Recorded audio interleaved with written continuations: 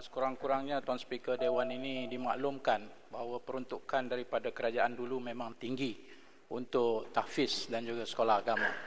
Jadi tidak timbul isu menyatakan kononnya dulu Pakatan Harapan tidak membela Islam dan sebagainya. Tapi itu bukan soalan saya. Soalan tambahan saya ialah sebagaimana kita sedia maklum, peruntukan kewangan itu satu hal, Tuan Speaker. Tapi lebih penting saya ingin minta penjelasan bagaimanakah perkembangan apa yang kita namakan sebagai Majlis Tahfiz Negara. Majlis ini adalah lanjutan daripada dasar pendidikan tahfiz negara, di mana tujuannya adalah untuk perundangan, penguatkuasaan, kebajikan dan juga keselamatan kepada institusi tahfiz.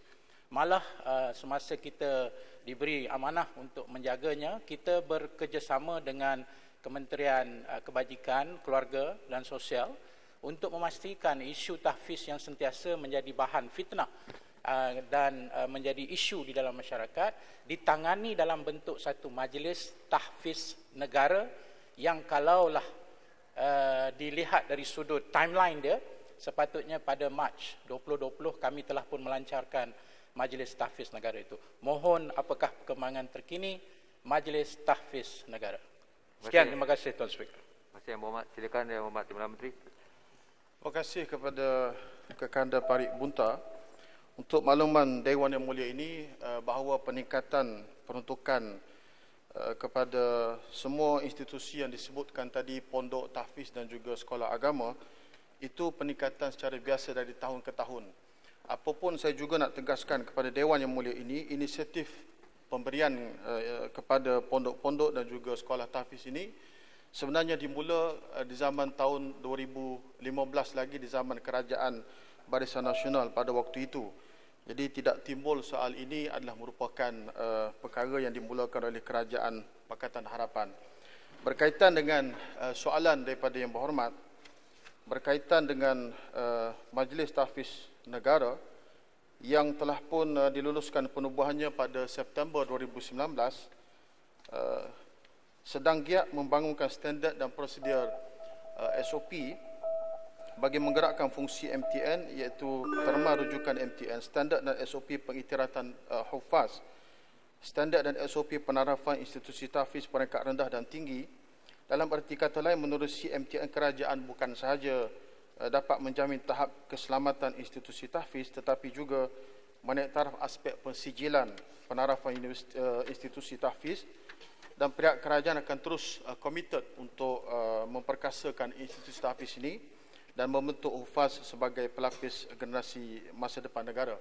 Berkaitan dengan bila pelancaran akan dibuat, yang itu kita akan umumkan dalam masa yang terdekat ini, Yang Berhormat. Sekian, terima kasih. Silakan sebelah sini dulu. Maaf, Yang Berhormat Kuala Krai. Ya. Kuala Krai. Ya. Kuala Krai. Terima kasih Datuk Yang di-Pertua. Soalan tambahan saya kepada Yang Berhormat Timbalan Menteri ialah, selain daripada bantuan keuangan yang telah pun diumumkan oleh Yang Berhormat tadi, ialah apakah usaha pihak kerajaan untuk memantapkan lagi dasar tahfiz negara sejak 2015 yang perlu dijelaskan kepada Dewan ini. Terima kasih.